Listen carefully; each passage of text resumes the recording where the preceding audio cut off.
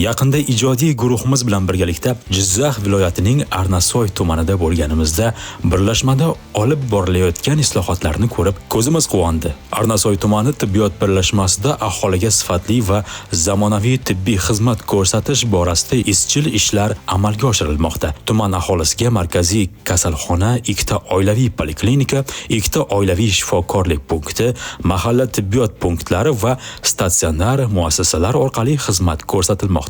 Hozirda tibbiyot muassasalarida 63 nafar shifokor, 336 nafar hamshira va 127 nafar kichik tibbiyot xodimi faoliyat yuritmoqda. 3 oy davomida ambulator poliklinika muassasalariga 60.812 nafar murojaat qayd etilib, shundan 48.375 nafar profilaktik ko'riklar tashkil qilindi. Screening tekshiruvlari natijasida yurak-qon tomir, qandli diabet va boshqa kasalliklar erta aniqlanib, bemorlar nazoratga olinmoqda. Maktab va bog'chalardagi 3521 nafar bola tibbiy ko'rikdan o'tkazilib, 321 nafar bolada turli kasalliklar aniqlandi. Onalar va bolalar salomatligini muhofaza qilish borasida ham muhim ishlar qilinmoqda. Hisobot davrida onalar o'limi qayd etilmadi. Sil kasalligini erta aniqlash maqsadida zamonaviy Gen Expert laboratoriya usuli yo'lga qo'yildi. Tibbiyot muassasalarini modernizatsiya qilish ishlari doirasida Open Budget loyihasi asosida 500 million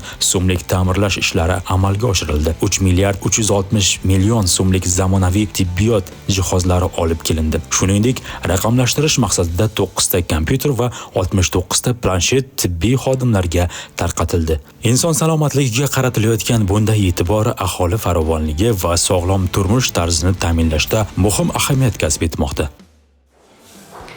Arnasoy tuman tibbiyot birlashmasi ko'p tarmoqli markaziy poliklinika jami tumandagi 48.711 nafar aholiga tibbiy xizmat ko'rsatib kelmoqda. Hozirgi kunda barcha oilaviy poliklinika va oilaviy shifokorlik punktlari ham Demet tizimiga ulangan bo'lib, elektron tarzda ish faoliyatini davom ettirmoqda.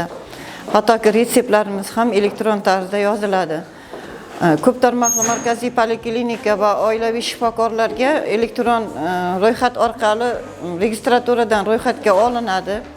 Undan keyin amaliyotchilarga yo'naltiriladi. Amaliyotchilar o'sha yerning o'zida bemorlarni ma'lumotlarini yig'ib, jamlab oilaviy shifokorga jo'natadi. Oilaviy shifokor bemorni ko'radi. Agar zarur bo'lsa, tor soha mutaxassislariga yo'naltiriladi.